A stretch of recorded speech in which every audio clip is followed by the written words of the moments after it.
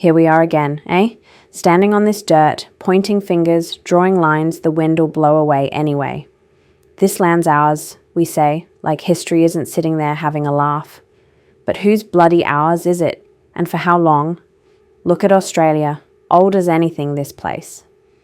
Some people say First Nations mob have been here for tens of thousands of years, while others will argue that the current mob came later and were conquerors just like the Brits.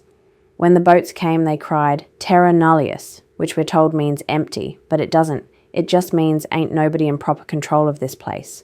Though the way the Brits control and the way First Nations mob do definitely wasn't the same. Mate, the songlines were humming long before a single boot hit the sand. Now, all these generations later, we're left with this messy history we didn't even write. We're walking around like we're carrying someone else's baggage. Non-Indigenous folks feeling guilty for stuff their families never did, while Indigenous communities are still copping trauma that cuts deep and keeps echoing. Everyone's hurting. So, where the hell do we go from here? How do we fix it when the ground under us feels like it's got scars we can't smooth out? And we ask ourselves, why is Australia like this? Why do we bag ourselves hate on our own backyard?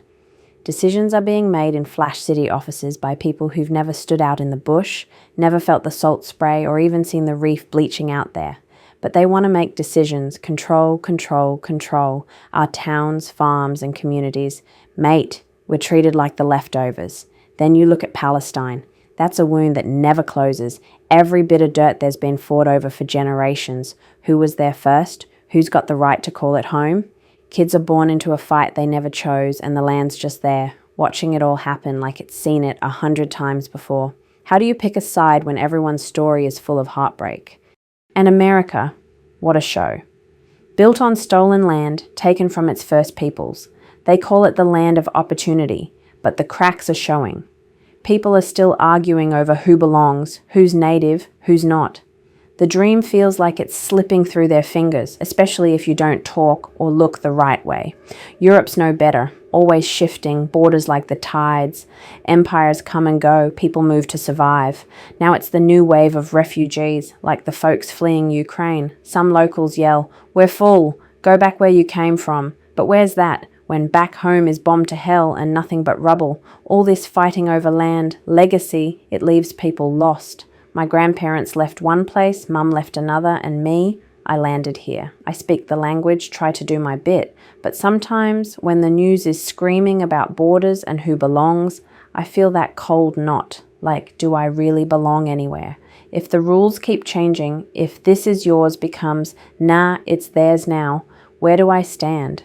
Truth is, I'm from everywhere and nowhere, always the guest, always trying to plant roots in soil that might not want me. And telling some kid born here whose family came chasing a better life that their home's stolen and they're to blame, that just piles on more hurt.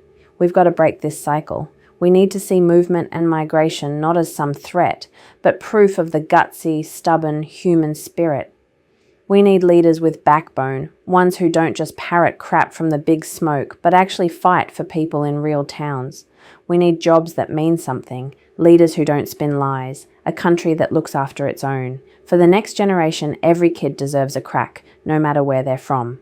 We need to build a future where home's about belonging, not just who can wave the oldest paperwork. Till then, we keep pushing, hoping that one day the land itself just says, yeah, you're here now, that's enough.